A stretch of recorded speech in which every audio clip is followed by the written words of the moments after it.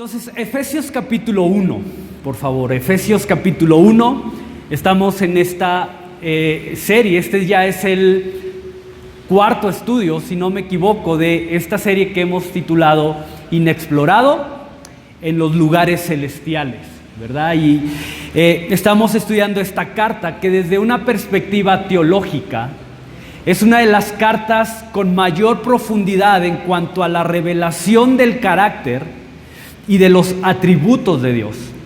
De ahí que los teólogos más importantes y reconocidos a lo largo de la historia han enmarcado esta carta con el imponente título de la madre de todas las cartas. Entonces, chécate nada más la importancia, la profundidad del documento que tú tienes en tus manos a través de esto que nosotros llamamos Biblia. Y lo interesante de esto es que esta carta fue escrita bajo un contexto en el que el apóstol Pablo está como prisionero, esperando ser enjuiciado por el emperador de Roma. Y lo mencionaba hace un par de semanas atrás, así que no voy a entrar en muchos detalles de esto, pero la condición de Pablo en este punto era realmente complicada, por todo el contexto que había alrededor de lo que él estaba viviendo ahora como prisionero.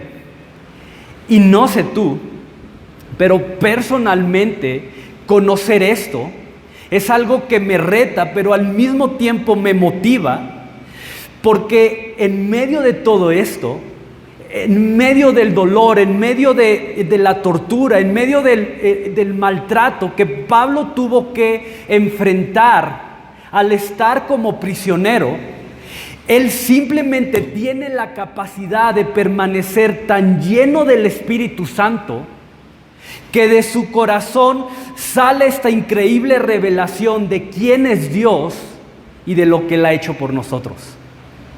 En lugar de renunciar, en lugar de decir, ¿sabes qué, Dios? Ya no puedo, ya no aguanto, ya no quiero, ya el dolor, la tortura son insoportables, ya me rindo. En lugar de eso, Pablo toma el tiempo y en medio de todo esto nace una de las cartas más profundas, más teológicas y con la revelación de Dios más importante que tú y yo tenemos hasta el día de hoy. Y tienes que saber esto, porque las dificultades, las temporadas de sufrimiento que tú y yo vamos a tener que atravesar en nuestra vida, nunca vienen solas. Porque o te hunden, o te destrozan, o esos momentos de dificultad te arrastran y te hunden a lo más profundo, o simplemente te llevan a contemplar la gloria de Dios. Todo depende a quién le permites tener el control que guíe tu corazón en medio del proceso.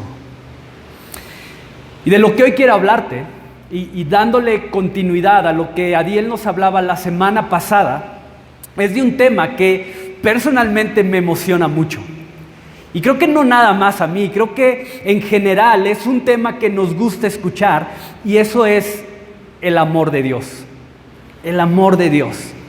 Lo interesante de esto, y creo que es un aspecto que pocas veces llegamos a considerar, es que el amor de Dios muchas veces nos va a posicionar en un terreno en el cual al final podemos llegar a terminar siendo totalmente vulnerables y expuestos a la perfecta voluntad de Dios.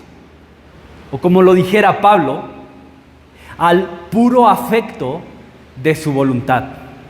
Entonces acompáñame ahí a Efesios capítulo 1, versículos del 5 al 10. En amor, habiéndonos predestinado para ser adoptados hijos suyos por medio de Jesucristo, según el puro afecto de su voluntad, para alabanza de la gloria de su gracia, con la cual nos hizo aceptos en el amado, en quien tenemos redención por su sangre, el perdón de pecados según las riquezas de su gracia, que hizo sobreabundar para con nosotros en toda sabiduría e inteligencia, dándonos a conocer el misterio de su voluntad, según su beneplácito, el cual se había propuesto en sí mismo de reunir todas las cosas en Cristo en la dispensación del cumplimiento de los tiempos, así las que están en los cielos como las que están en la tierra. Y voy a parar aquí. Uno de los grandes temas que Pablo va a desarrollar a través de toda la carta de los Efesios es el tema de la suficiencia de Cristo. Dile al que está a tu lado: Jesús es suficiente. Bien. Jesús es suficiente. Es decir, lo que Pablo trata de explicar con esto es que en Jesús tú y yo tenemos todo lo que necesitamos para vivir una vida plena, sintiéndonos satisfechos al tener la capacidad de caminar bajo el propósito correcto, que es vivir para la gloria de Dios. Es decir, nuestra vida ya no es malgastada buscando encontrar algo que nos llene, algo que nos satisfaga, algo que sane las heridas que traemos cargando en nuestro corazón, sino que ahora en Cristo todo eso es sanado, todo eso tiene un propósito, y ahora tú y yo podemos caminar en esa dirección siguiendo el propósito y la voluntad de Dios. Y quiero que veas este detalle, porque en el versículo 5 Pablo nos dice que en el corazón de Dios hubo un motivo para llamarnos y para adoptarnos como sus hijos, y es que somos tan fácil de amar que Dios se derritió de amor por ti y por mí. ¿Dice eso? ¿O eres así? ¿Quién puede levantar su mano y decir: yo no entiendo por qué no todo el mundo me ama si soy tan amado o tan amable? ¿No? El otro día Ginger me dijo: te amo. Y yo le dije: sí, lo sé, así soy, ¿no? Obviamente en broma. Pero con Dios no es eso. Si te pones a pensar y si nos ponemos realmente honestos, creo que somos desesperantes, somos débiles, somos necios, somos tercos, tenemos un corazón endurecido, somos rebeldes. Si hay algo que Dios debería de sentir por ti y por mí, especialmente por mí, es todo menos amor. Pero Pablo en el versículo 5 nos dice que en el corazón de Dios hubo un motivo mucho más grande para llamarnos y adoptarnos como sus hijos, y esto es simplemente el amor. En amor, habiéndonos predestinado para ser adoptados como hijos suyos por medio de Jesucristo. Y si puedes, marca por medio de Jesucristo. Márcalo si puedes. ¿Por qué? Porque eso significa que esa adopción de la cual Pablo nos está hablando aquí y que tú y yo recibimos, no tiene como fundamento quién eres, no tiene nada que ver con lo que has hecho, no tiene nada que ver con lo que puedes o no puedes hacer. Al contrario, por medio de termina siendo tan significativo, termina siendo tan relevante y tan importante que tú y yo lo entendamos, porque nos deja ver que todo el peso de esa adopción recae sobre quién es Jesús y lo que Él ya hizo por nosotros. Y es súper profundo esto, porque uno de los atributos de Dios es la santidad. Déjame repetirte eso para que quede claro. Uno de los atributos, no quiero llamarlo más importante, pero sí uno de los atributos que a lo largo de toda la Escritura se hace con mayor énfasis, es el tema de la santidad de Dios. Dios es santo. Eso significa que su carácter santo no le permite tener relación, no le permite tener comunión, no le permite tener intimidad con algo o alguien que lleve sobre sí pecado. Y lo he mencionado otras veces, pero definitivamente es importante recordarlo, porque ante el pecado jamás Dios va a ser indiferente. Ante el pecado jamás Dios va a ser indiferente. Ante una mancha de pecado, Dios no va a decir, pues, no importa, es poquito. Es poquito pecado lo que hay en Quique, entonces no importa, pasa, dale. No. O como cuando tú y yo tenemos una camisa con una mancha. Yo tengo como 2 camisas manchadas de cloro que Ginger me dice, ya tira eso por favor, ¿no? Porque aparte son grises, entonces se ve todo el cloro ahí. Y yo le digo, pero está acá abajo, ni se nota tantito, hombre, ¿qué tiene de malo? Pero con Dios no es así. Aún sea una mancha diminuta de pecado, Dios no puede pasar por alto eso. Y lo hemos hablado, o te lo he mencionado anteriormente, pero ante el pecado Dios tiene 3 posturas claramente definidas. Lo destruye de inmediato, ¿no? Y podemos ver varios ejemplos a través de la Biblia de esto, especialmente en el Antiguo Testamento. Aleja su presencia, como también en ocasiones llegó a hacerlo con el mismo pueblo de Israel, o lo rescata y lo libera por medio de Jesús. Ahora hay un problema aquí, porque de acuerdo a estas posturas que Dios tiene ante el pecado, dice el Salmo 51:5, y no lo busques, pero de acuerdo a esto, el Salmo 51:5 dice que nuestra naturaleza está totalmente contaminada por el pecado. Es decir, que no hay una pequeña mancha en nosotros de pecado, sino todo nuestro ser, desde la cabeza hasta los pies, está lleno, está manchado, está embarrado de pecado.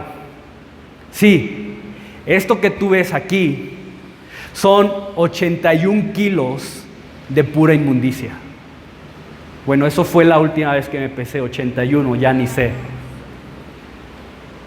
Pero 81 kilos de inmundicia, moviéndose todos los días, yendo de un lugar a otro, conviviendo con otros tantos kilos de pecado. Y entonces, mira lo que dice Romanos capítulo 3, versículo 9. Ese sí quiero que vayas ahí en tu Biblia y lo busques, por favor. Romanos capítulo 3, versículos del 1 al 9. Dice el mismo Pablo, escribiendo ahora a los romanos, ¿qué pues? ¿Somos nosotros mejores que ellos? En ninguna manera. Pues ya hemos acusado a judíos y gentiles que todos están bajo pecado. Voy a leer el 10 y el 11 también. Como está escrito, no hay justo ni aun uno. No hay quien entienda, no hay quien busque a Dios. Todos se desviaron, a una se hicieron inútiles. No hay quien haga lo bueno, no hay ni siquiera uno. No hay uno. Desde el más chiquito hasta el más grande que el día de hoy está en este lugar, dice la Escritura que no hay quien haga lo bueno, no hay ni siquiera uno.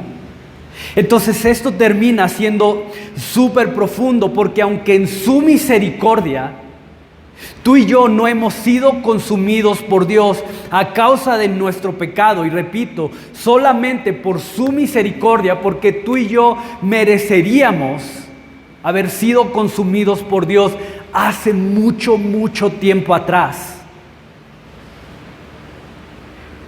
Pero el simplemente hecho de entrar a su presencia, de gozar de Él, de tener una relación con Él, era algo que era totalmente inaccesible, porque su santidad y mi pecado simplemente no combinan, no se llevan, no hay lugar para la santidad de Dios y mi pecado. Pero Jesús lo cambia todo. Jesús lo cambia todo. Y en el versículo 7, regresando a Efesios, si no estás ahí, regrésate nuevamente al versículo 7 del capítulo 1. Dice que por su sangre, esa sangre que escurría de las manos y de los pies de Jesús al estar colgado de un madero, cada gota de esa sangre nos otorgó el perdón, nos otorgó la libertad por medio de la cual hoy tú y yo podemos ser no tan solo aceptados por el Padre, sino que además su sacrificio nos puso un lugar en la mesa del Padre, posicionándonos no como siervos, posicionándonos no como simples invitados. Hoy tenemos un lugar a la mesa del Padre como hijos amados. Hoy tú y yo podemos disfrutar de los beneficios, de las bendiciones que cualquier hijo goza al estar en la presencia de su Padre. Escucha esto. Y no sé por qué, sé que hay alguien que hoy tiene que escuchar esto nuevamente. Pero cuando tú pones tu confianza en Jesús, ¿eres un hijo o eres una hija amado o amada por Dios, a pesar de quién eres o a pesar de lo que has hecho?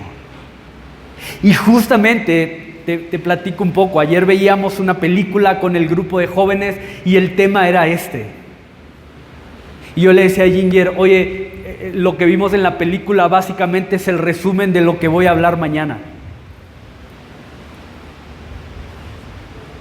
Y Dios me hacía sentir eso y decía, es que hay alguien que necesita escucharlo nuevamente.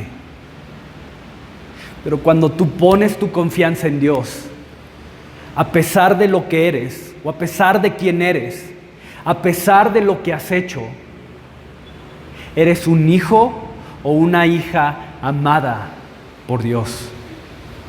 Porque en Jesús tu pecado ya ha sido perdonado. En Jesús tu pecado ya ha sido borrado, y no por algo que tú hayas hecho, sino por un motivo de amor infinitamente más grande que la suma de tus pecados más oscuros, que llevaron a Jesús a tomar tu lugar en una cruz.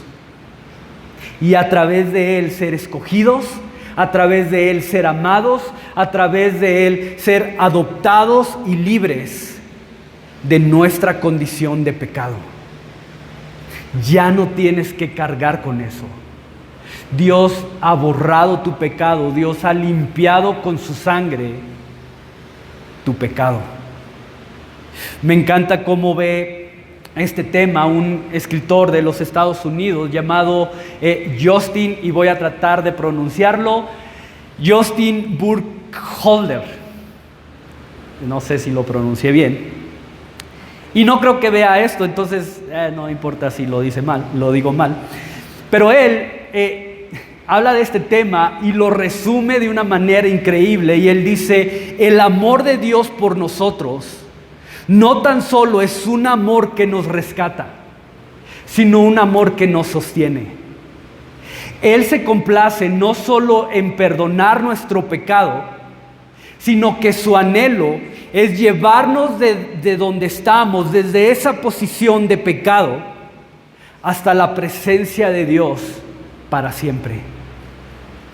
Y no sé si a ti te conmueve eso, pero personalmente es algo que hace que mi corazón y mis rodillas se doblen en adoración.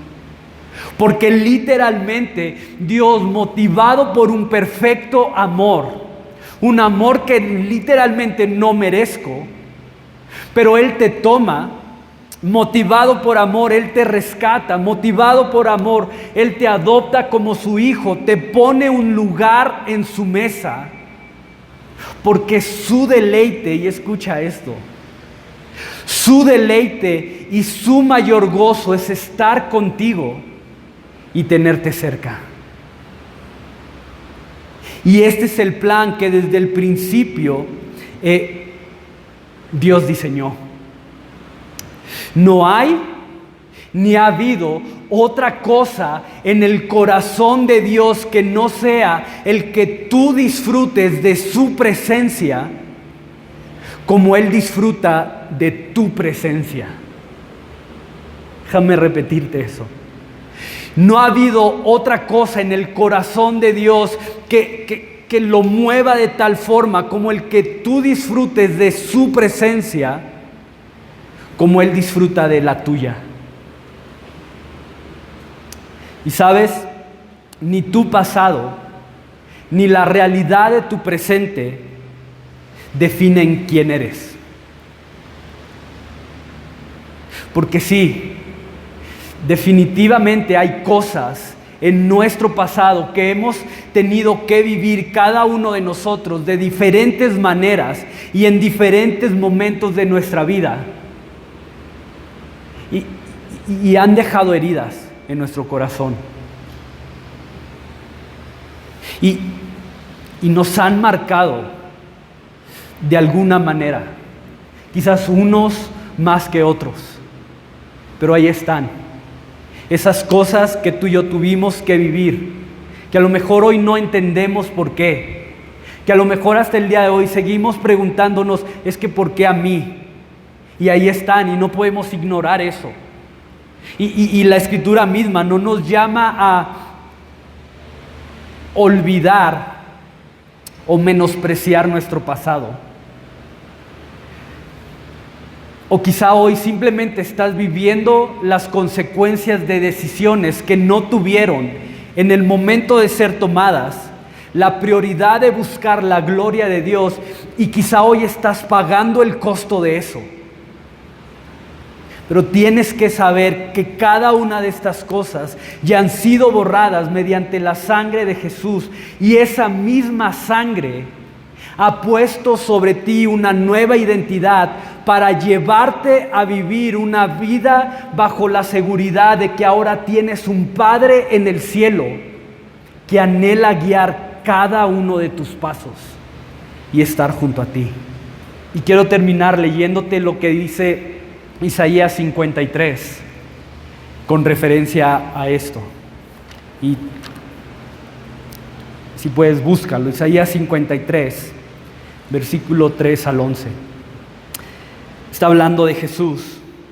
Es una profecía que anunciaba lo que Cristo iba a padecer estando en la tierra. Y mira lo que dice: despreciado y desechado entre los hombres, varón de dolores, experimentado en quebranto, y como que escondimos de él el rostro. Fue menospreciado y no lo estimamos. Ciertamente llevó él nuestras enfermedades y sufrió nuestros dolores. Y nosotros lo tuvimos por azotado, por herido de Dios y abatido. Mas él herido fue por nuestras rebeliones, molidos por nuestros pecados. El castigo de nuestra paz fue sobre él, y por su llaga fuimos nosotros curados. Todos nosotros descarriamos como ovejas, cada cual se apartó por su camino, mas Jehová cargó en él el pecado por todos nosotros. Angustiado él y afligido, no abrió su boca.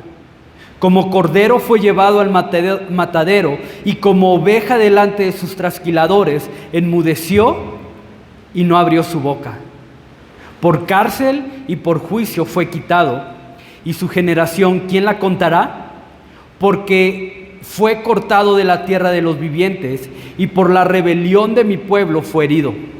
Y se dispuso con los impíos su sepultura, mas con los ricos fue en su muerte. Aunque nunca hizo maldad, ni hubo engaño en su boca. Con todo eso, Jehová quiso quebrantarlo, sujetándole a padecimiento. Cuando haya puesto su vida en expiación por el pecado, verá linaje. Y quiero que pongas atención a eso. Cuando haya puesto su vida en expiación por el pecado, verá linaje. Vivirá por largos días y la voluntad de Jehová será en su mano prosperada. Verá el fruto de la aflicción de su alma y quedará satisfecho.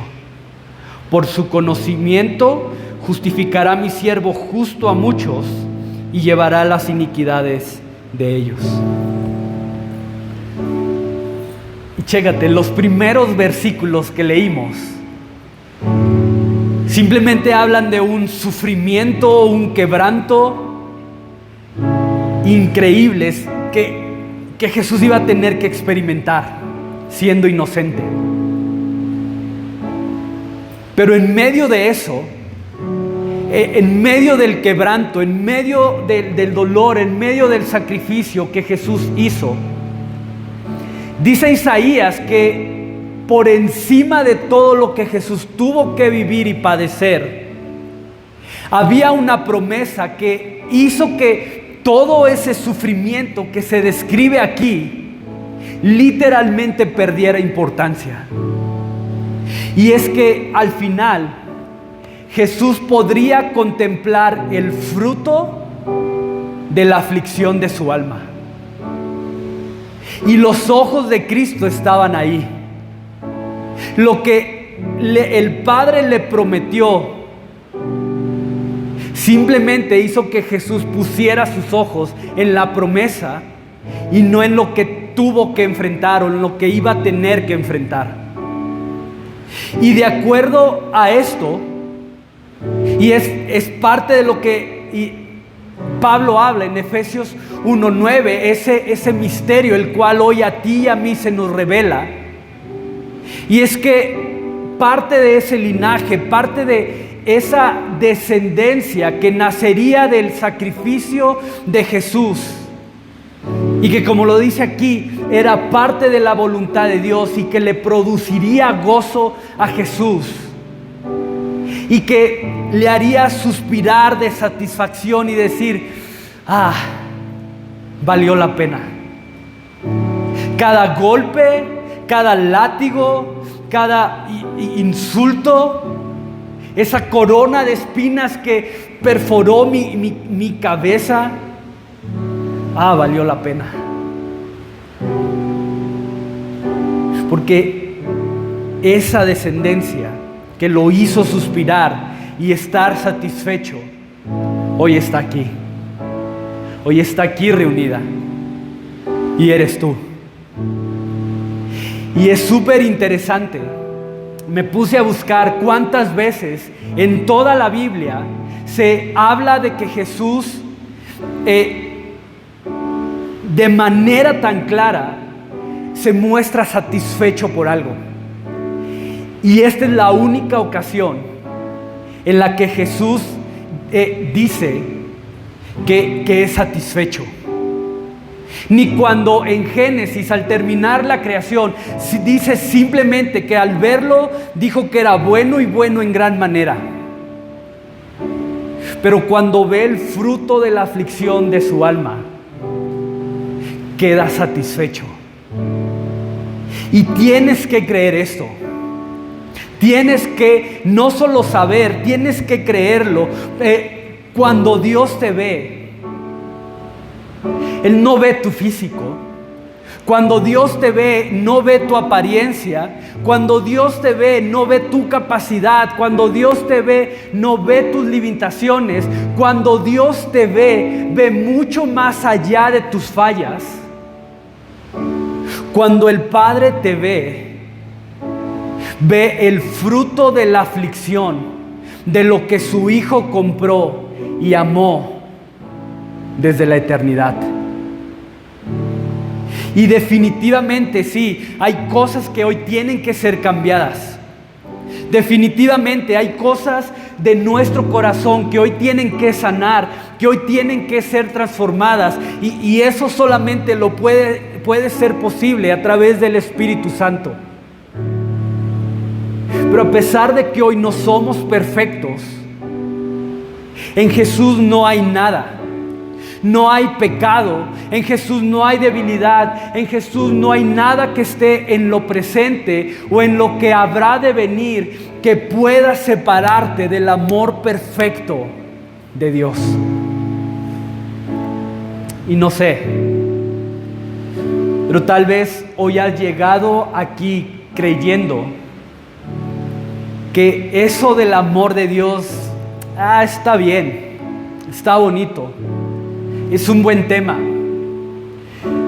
Eso del amor de Dios se ve bonito en las películas, donde la chica que era así y así y así, termina teniendo un encuentro con Dios y su vida cambia y gana una carrera. Y sí, eso en películas se ve increíble, pero en mi vida no.